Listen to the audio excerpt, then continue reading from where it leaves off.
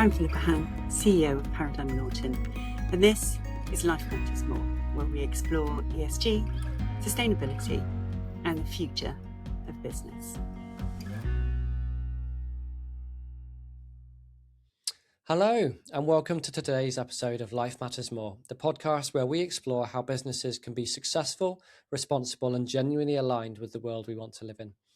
I'm Steve Waters, Head of Impact at Paradigm Norton, and today I'm delighted to be joined by Louisa Ziane, the co-founder and Chief Operating Officer of Toast Brewing, a leading UK B Corp company known for brewing great beer whilst using surplus bread that would otherwise go to waste. But Toast is about much more than a clever product idea. It's about tackling food waste as one of the most practical and often overlooked ways to address climate change and biodiversity loss. And it's about showing that you can build a commercially credible business while staying deeply honest about your impact, your trade-offs, and what you haven't solved yet. Louisa brings a rare combination of experience to this work. She's a trained management accountant who started her career at the Financial Conduct Authority, and before founding Toast, spent time working in climate change mitigation and carbon measurement at the Carbon Trust. And her background really shows up in how Toast approaches sustainability. Toast Brewing has been recognised with many prestigious awards, including a Global Good Award for Best Eco-Focused Small Enterprise and the Queen's Award for Enterprise. Louisa's work hints that sustainability isn't about perfection or virtue signalling, but designing better systems, making informed decisions, and bringing people with you along the way. So today we're going to talk about food waste, net zero, collaboration, and what running a more sustainable business really looks like in practice, especially when things get complicated. Louisa, it's great to have you here. Welcome to the podcast. Thanks so much for having me. I'm really looking forward to diving into all things beer and sustainability. Fantastic. Yes, me too. Well, let's start at the beginning then. Give us a flavour. When someone meets you for the first time and asks what you do, how do you usually explain what Toast is really about beyond brewing beer with surplus bread? Ooh, beyond brewing beer. I think, what we do is brew really great tasting beer, but doing it in a way that does good for society. The bread story is always of interest to people. And when I meet people always have a lot of questions about how that works. But as you say, it's more than just the product itself.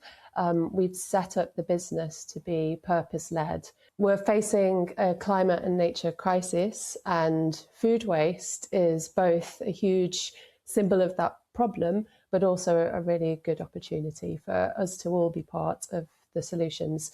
So it's about using business in a way that can do good for society. Yeah, fantastic. Well, I'm on board with that, and we'll come to talking about B Corps later. But I want to go back a bit first. Before you founded Toast, you first trained as an accountant and then worked in climate change mitigation and carbon measurement at the Carbon Trust. So you've come on quite a journey from working at the FCA initially to then running a brewing company today. But I'm interested in your work at the Carbon Trust. From that vantage point, what did you start to see at that stage in your career about where carbon emissions really sit? Yeah, so I was with the Carbon Trust in 2008, and that was a really interesting experience for me because I guess it was in fairly early days for corporate sustainability. We had CSR teams that corporate sustainability teams that were looking at sustainability primarily, I would say, from a cost-saving perspective.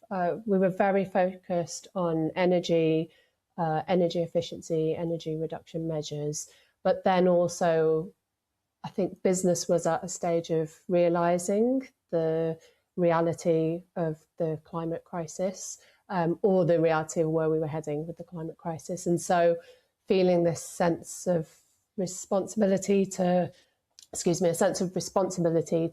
have to have at least an understanding of what the impact of the business was. So a lot of the work in those days was about carbon footprinting, both the organisation, but then the supply chain and anything that was happening at a customer level as well. And looking at how to then communicate that in an effective way. So using, for example, standards that could be certified by the Carbon Trust to talk publicly about the carbon footprint of both the business and particular products as well. And I think what I was seeing there was some of the challenges that those teams were also facing with investment to drive change, to reduce the carbon footprint. It needed investment both from a capital side to invest in new equipment, but also to invest in behaviour change measures and campaigns, for example, with their customers. And some of the times those CSR teams, those sustainability teams, were really struggling to make the business case for change. And I think that was part of my frustration at that time, that I could see that we needed to be putting in place measures that would reduce carbon emissions now or then, because they were only going to get more and more expensive, as it became increasingly important to reduce emissions. So yeah, I think coming out of that experience, I just had this real motivation to make change myself, to do something that would deliver impact immediately, and to show that there was demand for the products, for a business that was taking sustainability seriously, and that it made commercial sense as well. Yeah, fantastic. I remember 2008, and it was relatively early stages for many companies to be thinking about these sorts of things, wasn't it? I can imagine it may have been hard for some of them to make the case for investment at that point in time. But give us a bit more detail. You were consulting with a number of companies and even one or two governments, is that right? Yeah, that's right. So the Carbon Trust was initially set up to help small businesses to move towards more energy efficient operations and towards renewable energy as well. I was working both with corporates. Some of those clients included BT or OpenReach, where we looked at the carbon footprint of an OpenReach box. It included measuring the very tiny parts, understanding the very complex supply chains for each of those individual parts, and the bigger companies that were even involved in the supply chain of producing those, all the way through to working with other governments. So the Carbon Trust was initially set up by the Labour government to support small businesses to move towards more energy efficient and lower energy models of working. And so there was an opportunity to take some of the learnings from the way the Carbon Trust was set up to other countries. And I was involved working, for example, with the Mexican government, looking at how to put government funding into small business towards energy efficiency. Really interesting work. So I'm interested in how you move from that point to your next stage. What was it about your work you did then that pushed you towards food waste and specifically bread? And what does the way that bread is produced, sold and wasted reveal about what's broken in our food system? Why is that such an important but overlooked climate and justice issue? Yeah, so our food system is responsible for about a third of emissions. So it is a huge contributor to the climate emergency. But food is also something that we all come into contact with 3 times a day. And so it's something that is very meaningful to many people, and we can engage people in some of the solutions as well. So from a climate perspective, from a carbon emissions perspective, it has a huge impact. But we're wasting a third of all the food that we're producing. So a third of those emissions were completely unnecessary. There is also beyond carbon, the food system has a huge impact. It's responsible for about 70% of freshwater use, 80% of deforestation, and pollution of the land, the air, the water. So if we can reduce food waste, then we can take away all of that unnecessary pressure on the planet, on nature. And as I say, because we all eat 3 times a day, we all have that opportunity to be part of the solution. And I think my experience at the Carbon Trust was that some of the projects we were doing were very technical. very specific, very maybe didn't touch people's lives in the same way that something like food does. So I saw the food system as a really good opportunity for us to engage people in the solutions. And bread is the most wasted food, so we can have a huge impact by focusing on one product. Bread in the UK is, I think, maybe second only to potatoes. About 44% of all of the bread that we produce in the UK ends up being wasted. So we can use bread as both a symbol of food waste and the simplicity of solving that problem, use it as a way of educating people about what is happening in the supply chain and those reasons why food is being wasted. But also, bread for brewing is a brilliant source of carbohydrates. So we can use it as a valuable ingredient for brewing. Those carbohydrates are what we need in beer to create alcohol and carbon dioxide, the bubbles in our beers. So it is a valuable ingredient. All of the food that we produce is valuable, and we just need to demonstrate the value in the food that we would otherwise be wasted. And was there a particular moment when the scale of bread waste really shocked you? Or tell me a bit more about the story of how this idea of brewing bread came about. Yeah, so it's actually, we set up Toast through a charity called Feedback, who are now called Food Rise. They had worked for many years looking at the food system, the sources of food waste and the causes of waste, both at the farm level, at retail, at hospitality. And then we're looking at some of those levers that we could move by changing policy at a government level or at an industry level, and by educating people and inspiring people to think differently about food that would otherwise be wasted. And my co-founder, Tristram Stewart, went to visit a sandwich manufacturer who was producing sandwiches for one of the major retailers, and went out the back, and there was a skip full of the crust slices from a loaf of bread. So those end slices that are never used when you're purchasing packaged food. And he estimated about 13,000 slices were in that skip. That's just one skip from one sandwich factory on one day. And when we looked into it, we saw that actually there is just so much bread. 20 million slices a day are wasted just in our homes. And that doesn't even include all of the bread that's wasted at the bakery level, the sandwich factories, in retailers, hospitality. Think how many times you encounter bread on a daily basis. So there is a colossal amount of bread that's wasted. But then we met a brewer in Brussels who had used bread from a local bakery to produce a beer. They're called the Brussels Beer Project, and the beer is called Babylone, which is in recognition of our ancient relationship with bread and brewing.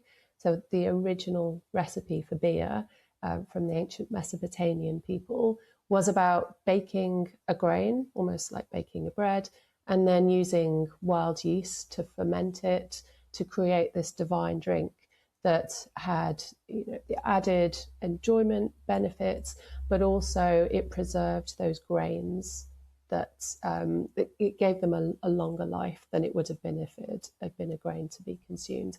And that just for us was a really brilliant example of how for so many years we have been doing things to preserve the nature's precious gifts to us and the things that we've put human love and energy into creating and not letting it go to waste. And we've kind of over time just lost that value. So for us, putting those two things together, knowing the scale of bread waste and then knowing that there was a solution. We drink a lot of beer in the UK and around the world, and seeing the opportunity there to both tackle bread waste by using surplus from bakeries to produce beer, but also then using the revenues, using the profits from that business model to fund some of the charitable work that was happening, and creating this really engaging way of talking to people about food waste. Having a conversation over a pint at the pub is a much nicer way of exploring issues and talking to each other about the things that we can all be part of. So I can hear the journey of getting passionate about the problem, but you went for it. You launched a startup. There was a moment of opportunity, I think, to do that, a way of getting started, and I'd love to hear more about that. And that quite quickly led on to some recognition. So you won the Global Good Award for Best Eco-Focused Small Enterprise just a matter of years after starting the business. So I'm interested in that early stage journey, and what do you think the judges were really recognizing with that award about what you'd achieved already? Yeah, so when we started Toast, it actually came about from a relationship with Jamie Oliver. So we'd worked with his team before at Feedback to tell the story through television of the supply chain for the food system, what was happening, some of the human stories behind the amount of waste at a farm level. So we pitched in this idea of a beer to Jamie's team, and they really enjoyed it. We pulled everything together really quickly to make it happen for the TV show Friday Night Feast. And then Jamie was actually one of the first people to taste the finished beer as part of that series. And we just had such a really great response to it that it felt there was something there that we needed to embrace. So I guess I was coming at the business from the perspective of sustainability and how we create a business model to solve a problem. Tristram had founded the charity Feedback as well and has been an environmentalist all his life. We brought in another co-founder, Rob, who had led an organisation called Ashoka, helping people who had really system-changing ideas to bring those to life. And yeah, we just set out to have a go and do it for ourselves. We were not brewers, so there was a lot to learn and a lot of people, a lot of relationships to build over that time. But we, at the very beginning, set out some of those principles for us, that all of our profits or distributable profits would go to charities, not to any shareholders. Things like we didn't want to be exporting the beer because there are breweries all over the world and there is a bread waste problem all over the world. So we could instead build connections with those other breweries to solve a local problem and maybe support a local charity to them. And that also avoids the environmental impact of transporting a heavy liquid around the world. So we just designed this business model to do as much good as we could. I think that's what the Global Good Award judges recognised, that not only had we created a product that solved a problem, but we'd given so much thought to the entire business model, to considering any of the negative aspects as well that the business may have and what we were going to do about those. And then that collaborative, open approach that we embodied from the very beginning about working with other breweries, but also open sourcing a recipe for home brewers to be able to use their own bread at home if they had, surplus crusts at home, and trying to really scale the solution to a problem through a different model. Yeah, fantastic. I can imagine they'd have seen a great product that tasted really good, that had a real appeal to consumers, but which was also very thought through in terms of the systems change that it was aiming for and the education it was trying to hint at. But do you remember what changed after that, getting that reward and recognition? Was that something that propelled you forward at that moment in time? Yeah, that was really important to us. That helped us to publicly talk about what we were doing and the impact it was having. But I think when you put yourself out as a business that is trying to do good, you are judged very differently against a different set of standards to other companies, and those expectations are much higher. So that public accountability has always pushed us to do more.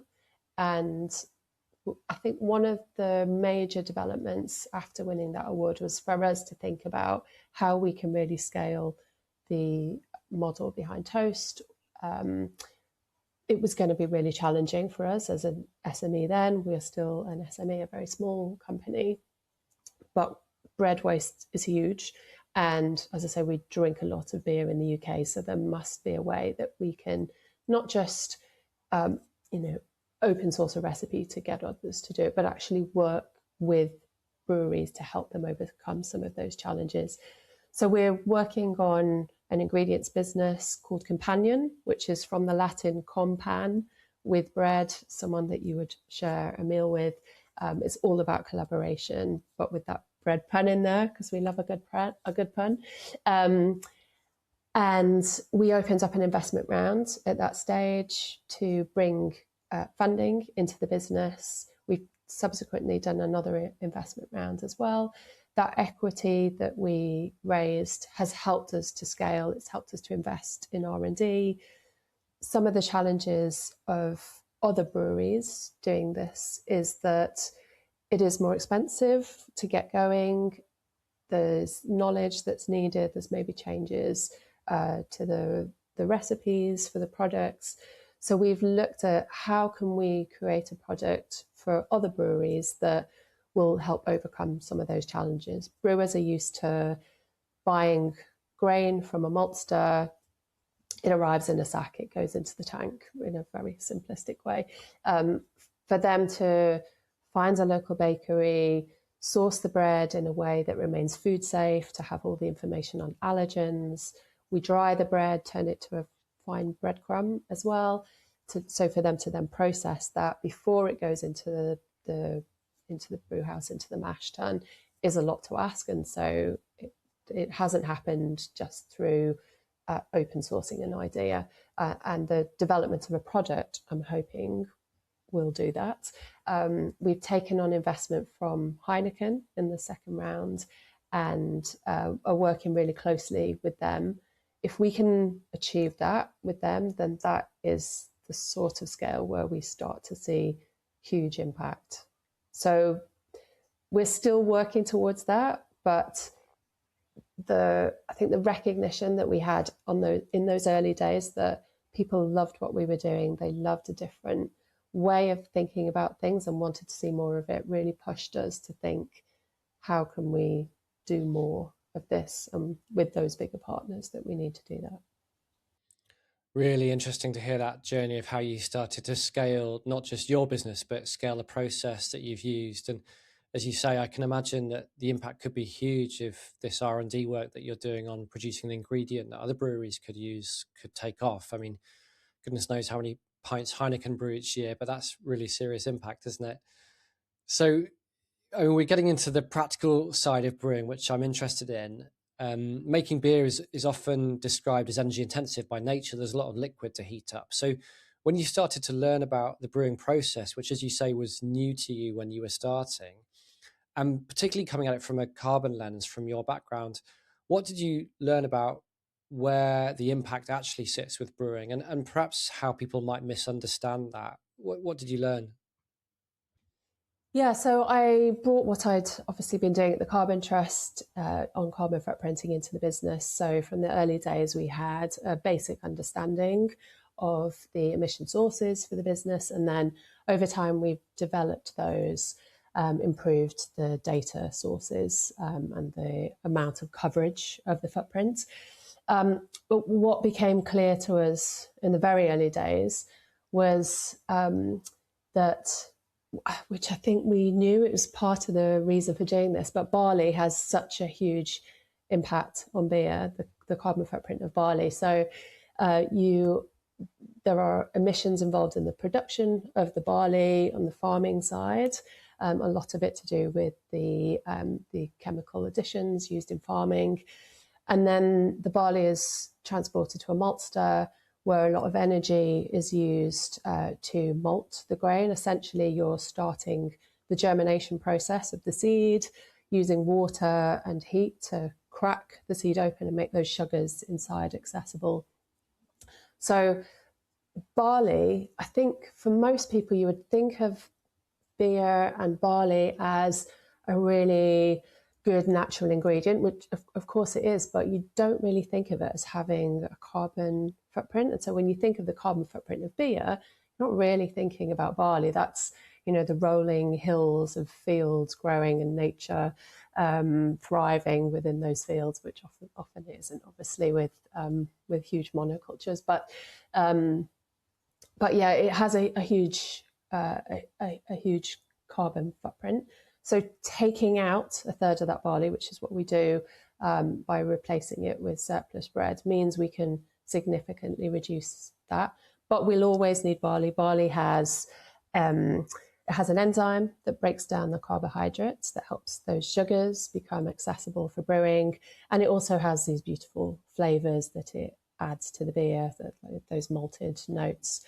So we need to be looking at how we can reduce the footprint of barley.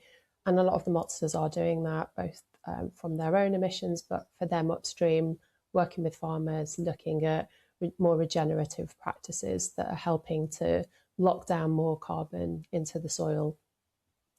The other really big impact of beer is the packaging. And this became super clear to us a couple of years ago when I then looked at producing a carbon footprint for each of our products and comparing the same amount of liquid in a glass that you would buy at the bar compared to a can and a bottle, and discovering that the bottle of beer is almost double the carbon footprint of a can of beer for the same amount of liquid, the same beer that's gone in. But because glass is so much heavier and the recycling rate of glass in the UK is lower, that there is what we call an embodied footprint in the material. So for glass bottles, the emissions that are involved in producing that glass are much higher than involved in the production of a can. It's a systemic issue because it involves recycling rates, recovery rates that are at an industry level. But where we are at the moment, that is the situation. And then a pint is much lower again than both of those. For the pints, we produce beer in kegs. They're steel reusable kegs that have a very long life. They get delivered to a pub and then collected to be cleaned and reused again. So the most sustainable option for beer from a carbon perspective is to go down your local, support your pub and have a pint. But if you want packaged, then I would choose cans over glass. For a business, it's really challenging though, because we struggle to get access to the pubs. A lot of those lines are tied up. The pubs might be owned by a big brewery or have an agreement with a brewer. So getting the beer onto the bar is difficult. It's much easier with packaged products. And then we did look at whether we should eliminate bottles altogether, knowing that difference in footprint. It was something that we did gradually through our online shop. So we first of all told people about the difference, and we saw maybe a tiny change, not huge.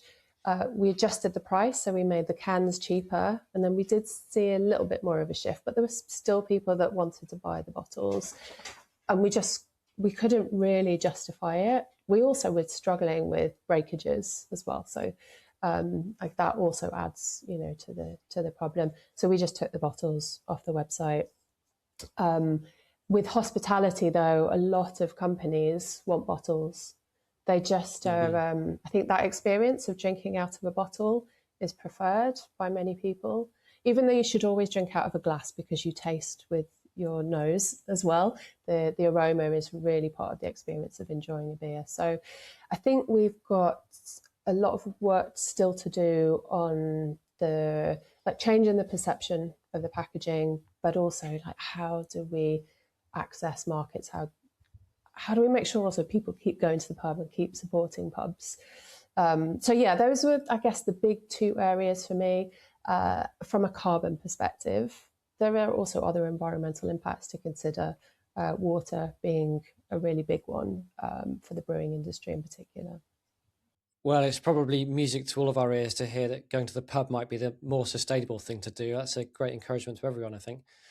But there's so much I find interesting in what you said there, and partly that for many businesses, discovering where the real impact is might be surprising and might not be what we first thought. I might have guessed that boiling the water to make the beer would have been the most significant thing. So it's interesting to hear that all the other impacts that are going on during the process might be more significant. Yeah, and that, of course, is when you're looking at a full life cycle carbon footprint. So it's including your scope 3 emissions, which are those emissions associated with your supply chain or with your customers.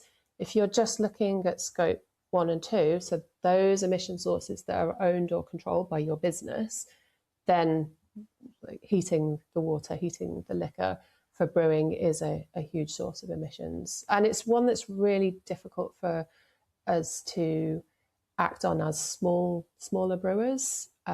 So from an electrical perspective, the government has set targets to decarbonise the grid, and that will obviously feed through to businesses in reducing the electrical emissions. But for businesses that are reliant on gas and other fuels, it's really difficult to, it will require a lot of investment to invest, for example, in heat pumps and other technologies that will electrify the operations and then to benefit from the national decarbonisation strategy. Yeah, and scope 3 emissions for most businesses probably maybe the most significant thing, but they're the hardest to grapple with, aren't they? The hardest to measure and get data on. So I'm interested in how you dealt with that, because I know you started by contract brewing as you didn't have your own brewery. And the nature of scope 3 emissions is it's not something under your direct control, but you're dealing with suppliers. So you haven't got control, you've got only limited influence over those carbon emissions. So I'm interested in how Toast approached that. Yeah, absolutely. So because we contract brew, because we used to contract brew, then pretty much all of our emissions are scope 3. We don't own any facilities. There was a little bit from our owned office. We're now actually in a co-working space. So pretty much all of our emissions are scope 3, which means we have no control, in theory, over those emission sources. What we can do, though, is work collaboratively with our suppliers, not necessarily to change what they're doing, because often it will require investment that maybe it's not affordable to their business. And we are very small as a customer to them. But having an understanding of the challenges that they're facing in the supply chain helps us to see systemic problems for the industry. It helps us then to collaborate on broader campaigns that might look at how we get more funding into small businesses to invest in technologies such as, for example, carbon capture has been one that's been looked at over the past 4 or 5 years by smaller breweries. And how do we support our suppliers or our partners to push through for policy changes? There is also an option of can we fund some of those changes? So like if we were going to use regeneratively grown barley, can we pay the premium that would cover that additional cost for our supplier? So there is always going to be that financial barrier that will make it difficult. And we're just not at the size where we can have the influence to make the investment sort of mandatory for our suppliers. But I think it's that sort of understanding. We can make choices about who we work with and what products we're using that can influence the carbon footprint. And then on the downstream side, where we're working with customers, so for example on the packaging where we wanted to reduce the emissions on packaging, we can use behavioural change campaigns to influence the format of the packaging that people are choosing? Can we support recycling campaigns that will improve that recycling rate for aluminium cans, that then has that added impact of reducing our footprint? So I think the word influence that you use is really important. We can't force any changes. We're just not big enough, but we can understand, we can communicate, and we can influence others to make those changes. Yeah, so even SMEs and small businesses can make these differences, perhaps in your case by bringing expertise to the table and looking at the system in a way that a supplier may not have done, and bringing new insights. So you've spoken about some of the trade-offs that can be involved. I think you talked earlier about the challenges in brewing with a different process. So I'm interested in that. Can you talk a bit about the ways that you thought about those trade-offs, and when a decision had a potential commercial or operational trade-off in the decision, how you decided what to do? Hi, I'm Karen Sutton, founder of the Global Good Awards, and we're thrilled to be partnering with Paradigm Norton to bring you this podcast. We exist to celebrate the people and organisations out there creating real, lasting change in the world, and we'd love you to be part of it. If you think you've delivered something special, then find Global Good Awards online and consider putting in an entry or two. Now enjoy the rest of the podcast. Yes, good question. I guess there's been a couple of examples. The first one that I can remember that was a really difficult decision was about our distribution methods in London. So we used to work with a bicycle courier company. All of our online sales in London were delivered by them. It was a little bit more expensive, but I think it was part of the experience for our customers. It told the story of what we were trying to do all the way to our customers' doorstep. But it became really complicated from an operations perspective to, even just separating out those orders to understand which ones were London-based, which ones are outside, and having to use a different company for those that were outside London. That reduced any scale benefits that we had in terms of cost savings on based on the number of orders we were putting through. We then also, it just had a lot of challenges where, the deliveries didn't happen, and we didn't have the same documentation as we might have had with a courier company. But it was it felt so important to that customer journey that we kept on with it for a really long time. And then actually what broke us was that we went into COVID, and we were a reduced team because a lot of the team had to be furloughed during that period. And the operational challenges for the team that were remaining became so great that I think it put undue stress on the team. And we could see the mental health impact of this work. So when we're making these decisions, the environment is really key, but the people side of the business was really important too. And we had a really frank conversation with the person looking after it, and we just turned it off immediately. It was just, I think we spent such a long time weighing up like the finances, the sustainability story, and kind of forgotten the people side of that story as well. So that was a big change that we made really quickly. And then the second was the one I mentioned around taking bottles off the website. Though we lost custom, there were people that wanted to buy bottled beer, and they didn't want to switch to cans. And so our sales did drop online. Our online sales were not a huge part of our revenue. We had the support of retailers. We were in Waitrose, Co-op, Ocado, independent retailers. And so although we were losing sales, we felt that was the right thing to do. And it wasn't going to have such a material impact on the overall business that it would have stopped us from doing that. But it's always difficult, to stop doing something that takes money out of the business. In hindsight, it actually simplified things for us. We didn't have to deal with the courier firm breaking parcels and us having to re-deliver to that customer. But at the time it felt quite difficult. Such an interesting journey of trying to navigate these challenges. And these are the day-to-day decisions in business, aren't they? I think Toast are an interesting case study because you are very high conviction. So there's that added momentum for some decisions, but nonetheless, the commercial realities apply. So I'm interested to talk a bit more about carbon footprints. Toast have published a carbon footprint looking at your full value chain and have been very open about what you have done, but also what you haven't solved yet and some of the challenges that remain.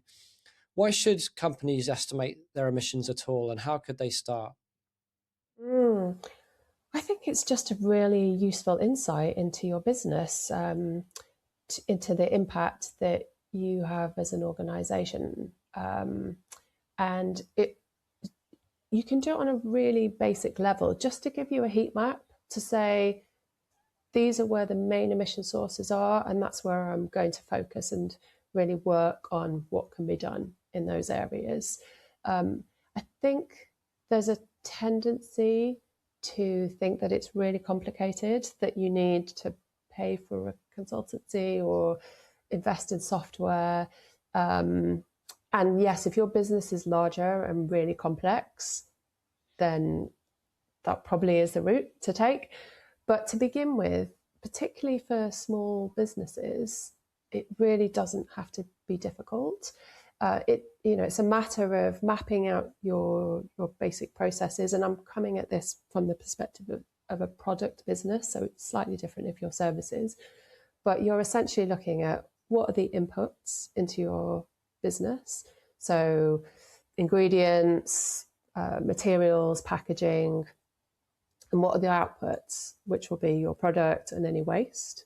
And then what are you doing in the middle? What's your process in the middle to convert those inputs into outputs? Just mapping that out is quite a helpful process. And then it's about gathering data on what we call the activity data. So how much ingredients or materials are you using? What's the weight of that material? What's the measure of the process, and that can be energy that you can take from an energy bill. What's the output, and remembering that the inputs become outputs. So kind of what is the weight of the packaging that you're putting back on the market, and many of us are now having to measure that anyway as part of the extended producer responsibilities. And when you have that data, you basically need, for each of those steps, you need to have a way of converting your activity data, so your weight or your kilowatt hours, into carbon emissions. And what is that multiplication factor? For a lot of the sources, there's government data that's available, that's updated every year. You can find out the conversion rate for kilowatt hour into carbon emissions for your electricity, your gas, etc. For your ingredients, some of that data is out there. Some of it might be a little bit more difficult to find. I think probably with AI now, that there are sources of data that we can all access. And it might be that you can get that data from your supplier as well. And then that will then, just doing your activity data multiplied by your emission factor, gives you your carbon emissions. Add those all up, that's your carbon footprint. That, in like simplistic terms, for the business is what's involved. And then over time, you can, as I say, like we did, you can improve the sources that are included. You can break those down further if you want to be able to investigate at a more granular level. You can look at those emission factors and whether actually is there a more specific factor for the ingredient that I'm using. That tends to be important where you're looking at switching. So, if you might move, for example, from traditionally grown barley to a regenerative barley, then you want to be able to see the difference in those factors. But yeah, having that initial picture of this is my business process, these are my hotspots, this will then help me to focus with limited money to invest in reducing emissions, but hopefully there will be a payback to those, particularly if you're looking at any inputs that have a cost. So energy efficiency measures, for example.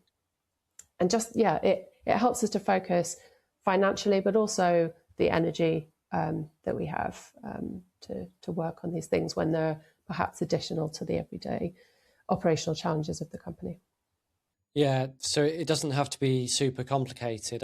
I guess it depends upon which way you're coming at it, whether you need as a business to report to others about your carbon emissions, or if you're simply trying to work out your most significant impacts, in which case often just starting with a few things that are your major impacts may be the way. And often, clearly, if you're spending a significant amount of money on something, then that's a clue to look at whether there may be carbon being emitted as a result. Yeah, absolutely. So that is also another way of doing it. Your activity data, you could use financial data instead and then have a different conversion factor to switch that over. But I'd say for those companies that are not already doing it, then you probably are not having to do it. In most small businesses are probably not having to do it. I think it's about 15% of SMEs actually measure their carbon footprint. It's really low. So yeah, just getting started and doing it in a way that gives you that information is where the value will be. If you're then required to report externally, then we probably need a little bit more rigor. We are asked by our customers for data, but they will send us a template that they want us to complete, and often they're asking us for the activity data rather than the carbon emissions. So yeah, I appreciate companies have a lot of demands on them for data, particularly if you're working with bigger customers. And so you may already have some of this, and it may just have not been pulled together for your own carbon footprint yet. But yeah, I would encourage everybody to just start the journey and just get yourself that basic information to begin with. Okay, so I want to switch to ownership because I'm really interested in this. I think we can all agree that ownership of a business really shapes priorities within the organisation. So I want to hear more.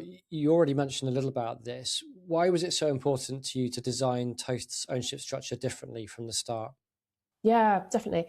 So yeah, when we did our first investment raise, we needed to bring capital into the business to help us to scale.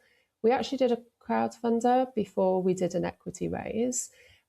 Which was a brilliant way of building a community, having people that cared about what we were doing, that were able to enjoy the proceeds of their investment as beer. But it became increasingly difficult to crowdfund, and we didn't really want to do that from an equity basis. So we went out and spoke to a lot of private investors,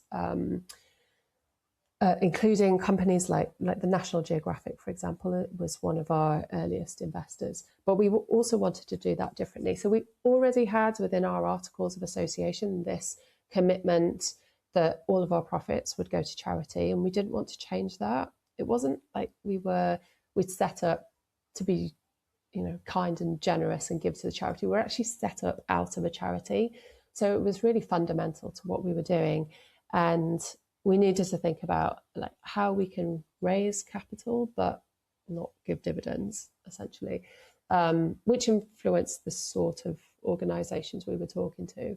But we brought together a model called Equity for Good, which essentially requires investors to make a pledge that they'll reinvest any net capital gains into environmental projects, if it's a corporate investor, or into other businesses that have an environmental mission. So we're not limiting what they can do with those capital profits, but we're just saying that we have created this additional value by doing good through Toast. We don't really want to see that extra value going and being invested in oil and gas, for example, in fossil fuels.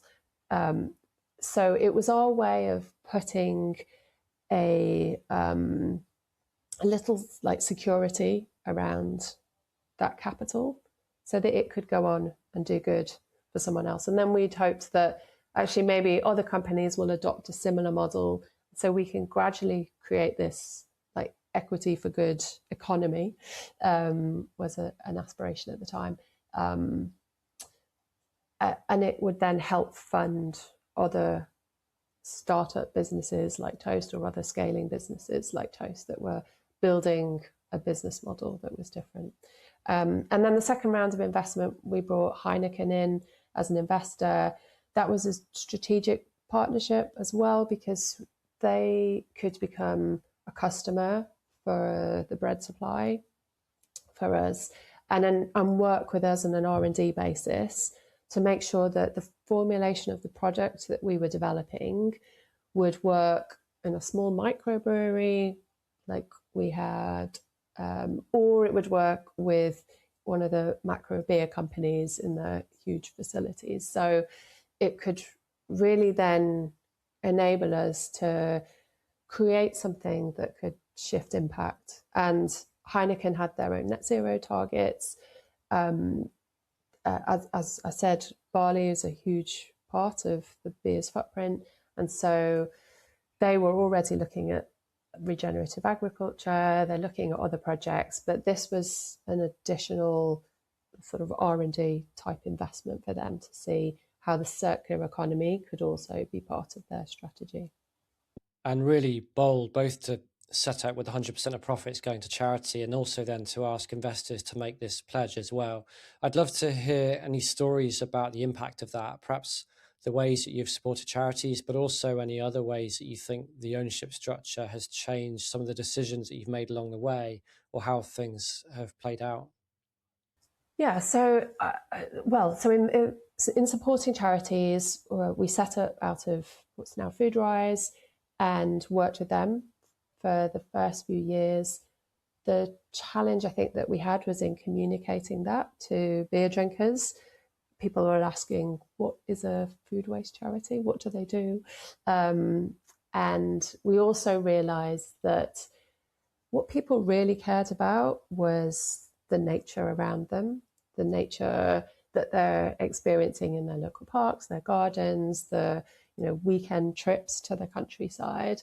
And the fact that the UK is the most nature depleted country in the world was really alarming to people. And the food system having such an impact on nature meant that by tackling food waste, we can do something about that. But we wanted to look at, can we use our profit giving model to support nature in a way that we can't directly as a business? So we've worked with lots of different organisations in that space. Plant Life, who run the No Mow May campaign, Rainforest Trust UK, and organisations that are looking at how we preserve the wonderful nature that we have and we really value around us. I think from then the equity perspective, having that model, both the business model and the equity for good principles that we had, shaped who invested in the business. There were people and organisations that that we spoke to in the early days, but it didn't tick all the boxes for them, largely from a financial earnings perspective. But for others, it was a way of giving, I guess, like in a sort of philanthropic way, but with profits to gain at the end of it. So I think as a result, we ended up with investors, shareholders who really care about the mission and are super supportive of what we're doing. As I said, the National Geographic Foundation are one of our biggest investors alongside Heineken. And that gives us the permission to do things differently. We're not beholden to quarterly impact.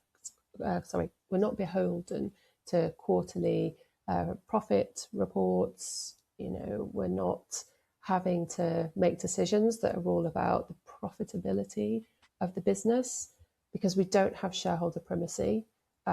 We don't anyway because we're a B Corp, but those investors are motivated by the impact that we have as a business because that's what they signed up for in the beginning. Yeah, such a massive impact what the priorities of shareholders and owners of a business are in terms of influencing the key decisions. Plus, as you say, to be a B Corp as well, where you've written into the foundation of your business a commitment to balance commercial realities and the need to make profit alongside other factors and stakeholders, really sets you up to think differently and act differently.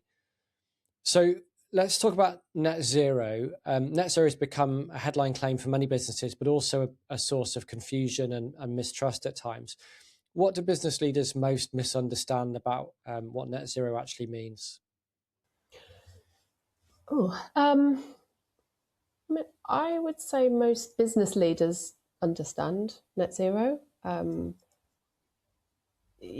Maybe not at the smaller business level because we don't have the same requirements.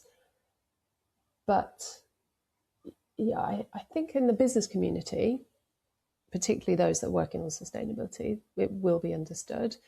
I think some of the confusion was that it was between net zero and carbon neutral to begin with. So net zero essentially requires you to reduce your emissions like as far as possible. So you're looking at sort of a 90% reduction against your baseline. And then you can use carbon credits to offset the residual emissions that are just really going to be hard or impossible to remove. Whereas with carbon neutral, you can measure your carbon footprint and then buy offsets to the equivalent and just offset it. So there's the big difference between those two. Net zero, I think, is really important because it's prioritizing the action to reduce your footprint, and not just, a little bit. It's like a significant reduction that you're having to make. So, yeah, I kind of, on the offsetting side, I have views about the role of offsets and like how businesses should use them and talk about them. I think the focus needs to be on reduction. Well, let's hear those views, because I know that Toast looked at offsetting and ultimately chose not to go down that route. So how did you think about that, and how did you publicly talk about carbon in a way that's honest without overwhelming people or undermining trust? Yeah, so we actually did offset for, I can't remember which year it was, maybe 2020. There was like growing pressure on businesses to be talking about sustainability. And we saw a lot of our competitors saying they were carbon neutral. And then our customers talking about Toast compared to another beer brand from an environmental perspective, saying, well, they're carbon neutral and you're not. So we were actually at a disadvantage by not being able to use that credit. So I worked with an organization called Climate Partner to verify the carbon model that I built for Toast and make sure that that was as up to date as possible, that we had industry standard emission factors, that I wasn't marking my own homework. And then we worked with them to look at offsets and what we could do that would have an impact and be aligned with what we were trying to do anyway. And we did find there were 2 projects that we funded. One was in the Lake District and one was in the Amazon, that were around, I think the Lake District one was afforestation, so planting trees, and the Amazonian one was about protecting the existing biodiverse ancient rainforests.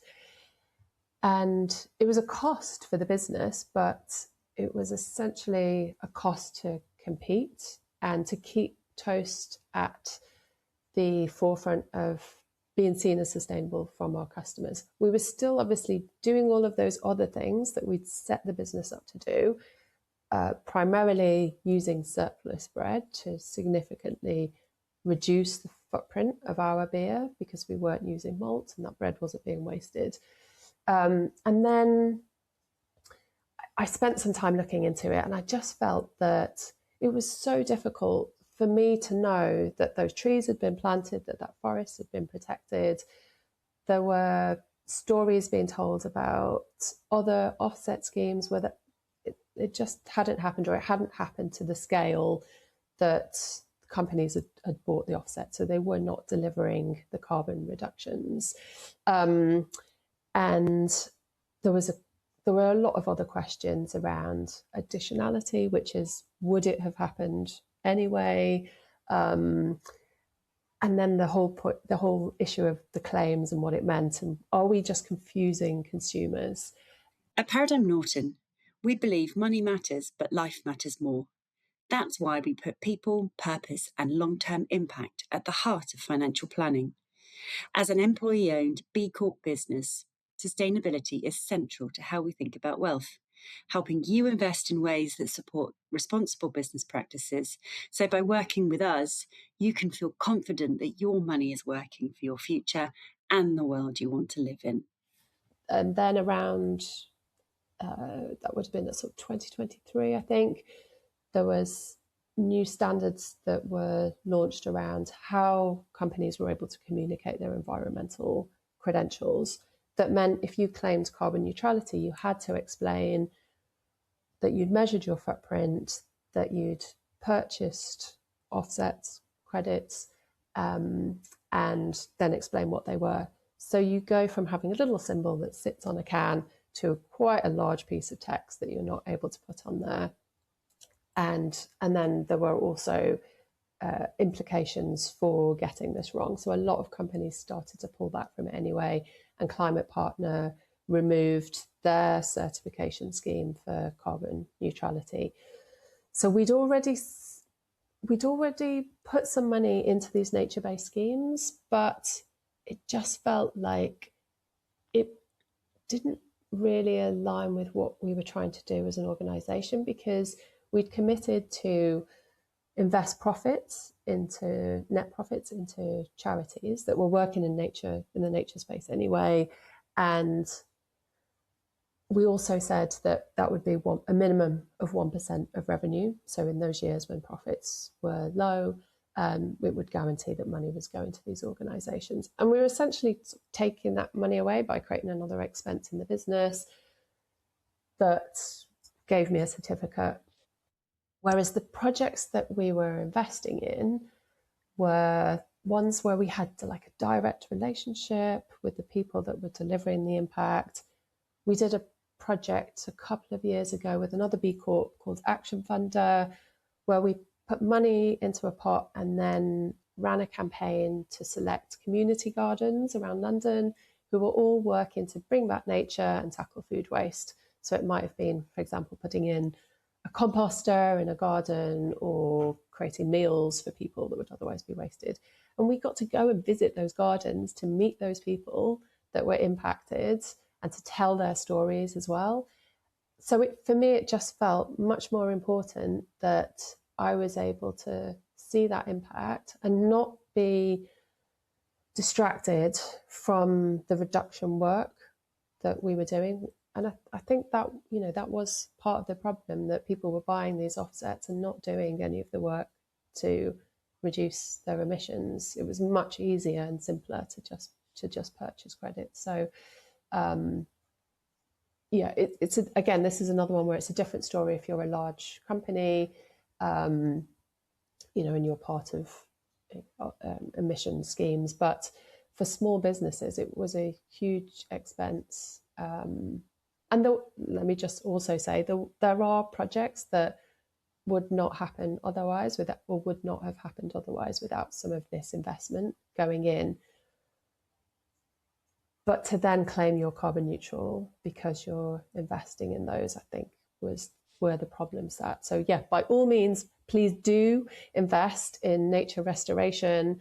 You will be bringing life back to the planet. You will be rewarding your teams by showing that you're having that impact as well. But don't do it just to have a carbon neutral stamp on the pack. Yeah, very interesting. I love the integrity of the approach that you've taken. And I guess the lesson for all of us is really thinking these things through and asking the harder questions and the deeper questions. I know that offsets can be a real minefield and need deep thought and attention to navigate it well. So we've talked a little bit about the wider impact that Toast has had and some of the collaborations that you've made, but I know that you've also been involved in some campaigns as well, and you've touched on how policy and regulation are such key things that influence businesses, sustainability and impact. Can you tell us anything about those campaigns and the impact they achieved that you couldn't have made happen on your own? Oh, yeah. Oh, we've done so many collaborations with other brewers, with other food companies. We've got one currently running with Jason Sourdough, which is a really fun one that is in Waitrose stores at the moment. That one was a really interesting one because Jason's actually don't waste very much bread at all, but they had built a new production facility, and when there's a new product or a new production method, then the bakery has to fully test that out to the level of the product being packed but never ending up on a shelf. So we worked with them to take that surplus bread from a test production run. We dried it to a crumb, gave it long life, and then have been able to use it in the beers that we're creating with them. It's been really fun because not only have we solved a problem with them, and it was a problem that even we'd not really appreciated happens. You know, we thought about different sources of bread waste, but this was a slightly different reason for it. But then it gets it onto the shelf. We're talking to not just the beer category, but the Jason Sourdough customers, and they are very passionate about Jason Sourdough. If people like it, they love it. So we're able to then talk about food waste and the positive impact we can all have with a totally different market. So that's a kind of joyful consumer campaign, I guess, that's going on. And then, we join other campaigns around policy change where it aligns with Toast. There are a number that we're involved with. The Better Business Act, it came out of B Corp. Essentially, as a B Corp, you change your legal constitution so that you're not just prioritizing profits for shareholders, you're making decisions that are good for people and nature as well. And the Better Business Act is about removing shareholder primacy in the UK's Company Act, so that all companies should be thinking about all of those stakeholders.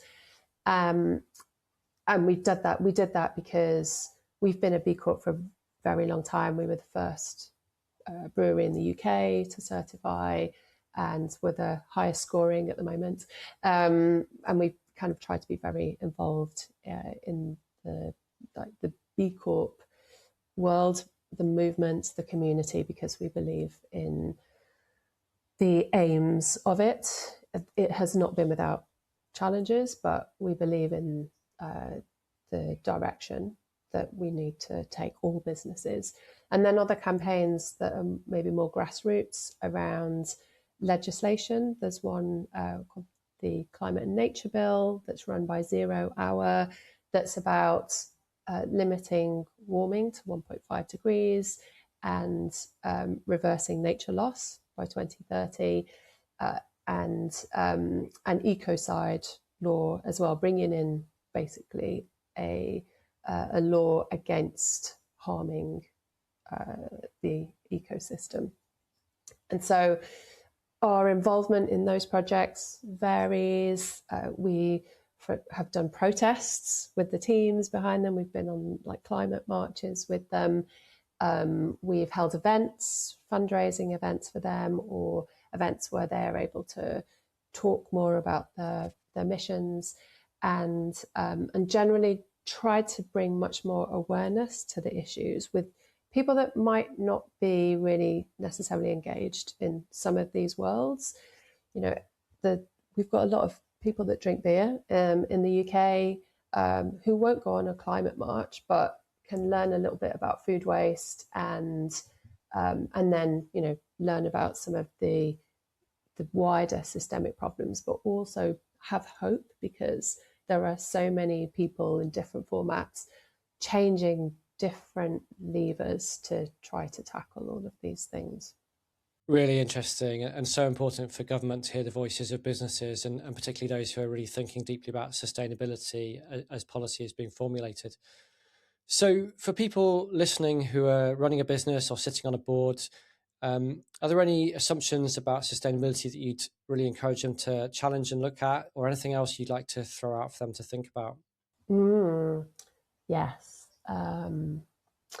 I think the main thing I would want to challenge is what seems to have been this growing idea that people don't care anymore about sustainability.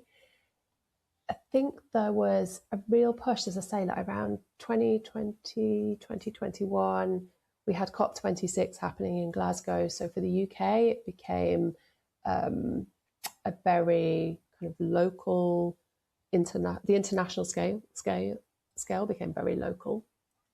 And everybody was talking about sustainability. Lots of brands were, kind of leading communications. And it felt so positive. It felt really hopeful. There's a lot happening. And then gradually it's quietened down a lot. And you can interpret that as people don't care or they don't care anymore. And I think it probably is true that in terms of people's priorities, it may have fallen down the sort of decision-making tree, but that doesn't mean that people don't care. And there was a study done by, it was a German university that looked at how much people cared and how much they were prepared to contribute to action on climate, and also how much they thought other people cared. And it showed that I think it was over 80%, around 80% of people really care about climate issues and nature issues, but they think that most people don't. So there's this silent majority where we don't want to talk too outwardly about what we believe and what we think needs to happen, because we don't think everybody else wants to hear that, and we don't think everybody else is going to agree with us. And actually, mostly they do. So we've ended up, I think, from a citizen perspective, not talking about these issues as much. And from a business perspective, then there's been a bit of a green hushing that's been a mix of not thinking that people care and then reprioritizing our marketing messages. And then also there was, the legislation on the claims we can make has made companies a bit wary about making claims. So you've ended up with green hushing, as they call it. And then I think then you end up with this perception at a leadership level that people don't care anymore. Let's deprioritize funding on sustainability work, and let's talk about it less in our marketing. So I would just challenge that and say that people do care, and we also have a responsibility to keep the conversation alive. It doesn't have to be that we're talking about sustainability all the time in our marketing, for example. And actually, often some of the most sustainable brands don't talk about it as their headline message. You will always have, the product performance, the product taste, the product look and feel coming as the priority in your marketing. But then when people look under the bonnet, then they see what the company is doing, and they will be asking questions about sustainability, and they will be noticing those companies that are taking action. So I think anyway, we've got a responsibility to keep investing and to keep delivering on change. We have a responsibility, but we also need to, because from a future resiliency perspective, we need to be prepared for a different world. But we just need to also embrace the fact that we can talk about climate in a joyful way and engage people, and people want to be there. We've got a motto at Toast that's, if you want to change the world, you have to throw a better party than those destroying it. So we've got to make it feel like a party, and we've got to invite people along to that party. Yeah, well, I love what you've done there, making beer that tastes really good, but setting up to do that in a way that also addresses these issues. So yeah, let's throw that party for the silent majority out there. Hopefully the listeners to this will continue to speak up and make the changes they think are needed within their businesses and organizations, because there really is a constituency out there for that. But also because these issues are coming down the line, aren't they, and will ultimately affect profit sooner or later. Yeah, absolutely. And full circle, to the Carbon Trust learnings, the earlier we make these changes, the cheaper it will be and the bigger the impact that we'll have long term. So yeah, don't delay, just party. What a way to finish. Louisa, thank you so much for joining us today. It's been so interesting to talk about food waste as a climate issue, about the measurement and the trade-offs, and about what it really takes to run a business with integrity when the answers aren't simple. I love the way you've been involved in this work, not just brewing great beer, but using it as a way to ask bigger questions about systems and responsibility and collaboration. And that's what this podcast is all about. As always, let's all keep asking these better questions, these harder questions about where the impact really sits and what we can do practically to change it. Thanks so much to everyone for listening. Do join us next time. And if you found this useful or interesting, please do like and subscribe the podcast. It will help other people to find these conversations. Thank you very much.